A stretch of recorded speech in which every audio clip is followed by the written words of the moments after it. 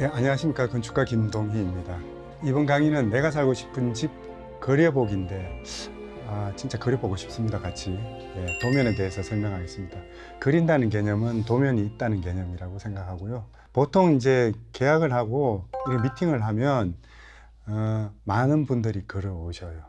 이제 이 그림의 수준이 초등학교 수준의 그림도 있고, 어떤 분은 심지어 스케치업 3D 프로그램을 학습하셔서 깜짝 놀라게 완벽하게 그려오시는 분도 있어요.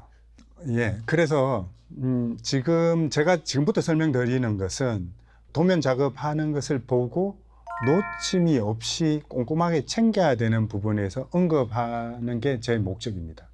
도면은 우리가 흑화 도면이라는 부분이 있고 실시 도면이라는 부분으로 크게 이야기할 수 있습니다. 이 부분에 대해서는 대부분의 예비 건축주님들이 이해하고 있을 겁니다. 흑화 도면이라는 것은 흑화를 득하기 위해서 법적으로 체크해야 되고 반영해야 되는 도면 위주로 만든 게 흑화 도면입니다.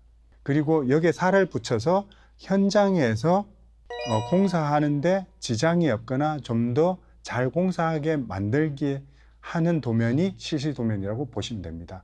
그리고 실시 도면 안에는 디테일 도면이 있는 것입니다. 어떤 도면이든지 간에 공통으로 있는 게 있습니다. 축척이 있습니다. 축척이라 하면 이 도면이 스케일이 몇 대 몇으로 그려졌는지에 대한 표기가 된 도면이 있는데요. 근데 이거는 여러분이 크게 걱정 안 하셔도 됩니다. 예, 모든 도면에는 치수가 있습니다. 그래서 치수를 보고 판단하면 되는데, 한 가지 짚고 넘어가야 되는 부분이 있습니다. 이 치수는 도면에 그리는 모든 치수의 기본은 중심선입니다. 이제 머릿속에 이제 상상을 해보도록 하겠습니다. 3m, 3m의 방에 있는 도면을 보고 계신다고 생각하십시오. 그러면 저 건축가가 그리는 도면은 3m가 벽체 중심으로 되어 있기 때문에 벽체의 두께를 빼야지 실제 방의 크기가 되는 겁니다. 자, 그러면 콘크리트로 지었을 때는 벽체 두께가 20cm가 기본이라고 하지 않았습니까? 구조적으로. 그러면 3m, 3m의 벽체 길이는 20cm를 뺀 2m 80cm가 실제 사이즈인 겁니다. 요거를 명심하셔야 됩니다. 그래서 보통 냉장고 2대 들어가는데 단지 2m만 확보해 주세요 하면, 자칫하면 중심에서 2m를 확보해 놓을 수 있습니다. 건축사는. 그래서 냉장고 2대가 들어가게 해 주세요. 아니면 냉장고의 상표를 정확하게 전달해서 냉장고 크기는 1m, 1m니까 2m 20, 30을 해야 된다는 걸 말씀드려야 됩니다. 그리고 또 하나 더 있습니다. 냉장고에 같은 경우에는 문을 열지 않습니까? 그래서 딱 맞게 들어가면 문이 안 열립니다. 그래서 냉장고에 문이 열리게 해주세요까지 이야기를 해야 됩니다. 그래서 도면을 보는 방법이라기보다는 도면 그리는 분들이 놓치기 쉬운 거를 알려주는 게 되게 중요하다라는 걸 먼저 이야기해드리고 싶습니다. 그래서 이제 좀 편하게 살기 위한 요소를 계속 찾는 과정이 도면 작업이다라고 생각하시면 되고요. 또 이런 걱정을 하시는 분도 있습니다. 내가 도면을 잘 못 보는데 이거 어떡하지 하고 심적으로 걱정하는 분이 굉장히 많습니다. 도면 양이 무조건 많이 있으면 좋은 집을 지을 수 있는 거 아니야? 라고 생각하시는 분도 있습니다. 근데 다 옳기도 하고 맞지 않기도 합니다. 왜냐하면 도면을 못 보더라도 성실하게 시공하는 분이 있고 성실하게 감리를 해준다면 충분히 좋은 결과가 나올 수 있습니다. 그럼 도면 양은 많아도 안 되고, 그래도 적다고 컨트롤 할 수도 없고, 이렇게 제어를 좀 할 수도 없고, 어떻게 해야 됩니까? 라고 이야기할 수 있습니다. 근데 요즘은 건축 설계하시는 분 대부분이 3D 이미지를 만듭니다. 입체 이미지를 만들기 때문에 이 도면에다가 입체 이미지를 넣으면 좋다라고 저는 이야기하고 있습니다. 왜냐하면 입체 이미지 자체는 일반 건축주나 시공하시는 분이 보면 쉽게 판단을 할 수 있고, 이게 지금 도면하고 이미지하고 잘못 공사되고 있네요라고 리체크도 할 수 있습니다. 그래서 이미지를 많이 넣거나 입체 도면을 많이 넣는 것을 추천드립니다. 도면은 기본적인 도면이 있습니다. 우리가 설계사무실에서 이야기할 때 일반인이 이해할 때 아주 기본적인 도면이 있죠. 배치도, 평면도, 단면도, 일면도 이 정도는 다 알고 계십니다. 여기서 추가적으로 제가 설명드리고 싶은 도면은 창호도가 있습니다. 배치도는 건물의 배치가 어떻게 되어 있냐에 대한 부분입니다. 배치 자체는 공사하고 시작하고 나서는 옮기기가 좀 어렵습니다. 그래서 요거는 시간을 내서라도 꼭 확인하시라는 말씀을 드리고요. 자, 평면입니다. 평면은 순수하게 평면만 보시면 됩니다. 자, 이제는 단면에 대해서 설명드리겠습니다. 단면에서 꼭 체크해야 되는 것은 청고입니다. 청고가 체크되지 않으면 이 집의 크기가 나의 의지와 상관없이 되는 부분입니다. 청고는 1층 바닥에서 2층 바닥까지입니다.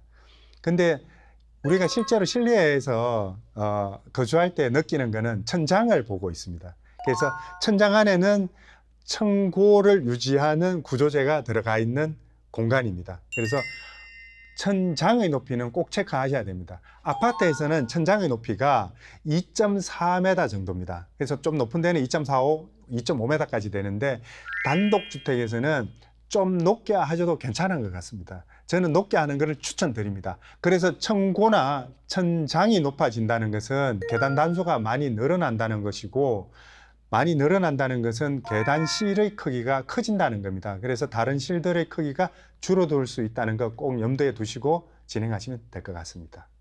단면도에 표기되는 게 창의 높이입니다. 창의 높이가 있기 때문에 창의 높이를 섰을 때 바깥을 보는데 크게 지장이 없는지, 그리고 여기는 이웃집이 붙어 있기 때문에 창을 작고 높게 해야 되는지를 반드시 체크해야 됩니다. 그리고 에어컨입니다. 요즘은 대부분 스탠드 에어컨보다는 천정 매립형 에어컨을 많이 합니다. 그래서 천정 매립형 에어컨이 어느 위치에 가는지도 꼭 체크해야 됩니다. 자, 인면입니다. 인면은 당연히 예뻐야 되는 게 상식이지만 인면에서도 바깥 시선에서 어떻게 들여다보고 얼마나 크게 되어 있고 창의 크기는 이만하면 되는지, 아니면 열리는 위치가 저기가 맞는지, 이거를 한번 살펴봐야 됩니다. 자, 그러면 이제 도면의 종류에서 우리가 인면도와 단면도라는 게 있는데 보통 헷갈리시는 분이 있습니다. 인면은 외부에서 본 건물의 모습입니다. 그래서 실내는 볼 수가 없습니다. 다시 말씀드리면 실내를 볼 수 있는 방법은, 도면에서 볼 수 있는 방법은 단면도밖에 없습니다. 단면도는 실외의 모습을 볼 수가 없습니다. 그래서 실외의 모습을 볼 수 있는 유일한 방법은 인면도밖에 없습니다. 그래서 약간 요령이 생기시면 단면도와 인면도를 축척이 같게, 우리 스케일이라고 하는데요, 스케일이 같게 이렇게 딱 포개서 볼 수도 있습니다. 높이를 이렇게 가늠해서 맞추어서 이렇구나, 이해도를 높일 수 있습니다.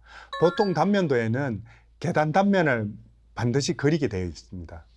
그래서 계단을 체크할 때도 단면도를 보신다고 생각하시면 됩니다. 인면에서는 계단을 절대 체크할 수가 없습니다. 그리고 마지막으로 창호입니다. 창호 일람표라고 있습니다. 창호 일람표는 이 집을 다 짓는 데 들어가는 문과 창문을 표기한 도면입니다.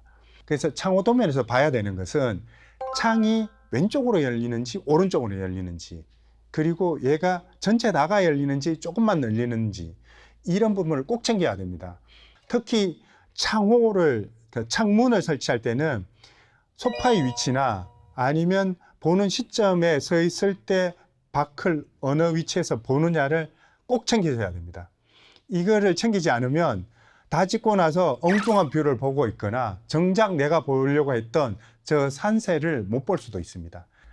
그리고 이제 기타 도면이 있을 수 있는데요. 기타 도면은 담장 도면, 누락됐는지 없는지, 본인이 원하는 도면을 그리고 있는지, 그리고 본인이 추구하는 본 건물과 담장이 어울리는지를 꼭 체크하셔야 되고요.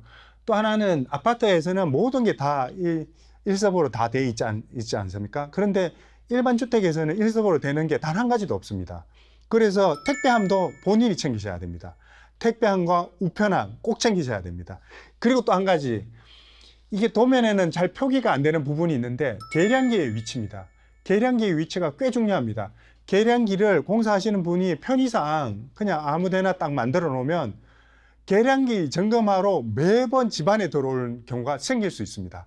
그래서 계량기의 위치를 꼭 잘 선택하셔야 됩니다. 그리고 전원주택에서는 수도가 안 들어와서 지하수를 꼭 사용해야 되는 경우가 왕왕 있습니다. 그리고 정화조를 사용해야 되는 경우가 많습니다. 이런 경우도 정화조의 위치와 지하수의 위치를 굉장히 섬세하게 체크하셔야 됩니다. 지금까지 도면 보는 방법을 알아보았습니다. 감사합니다.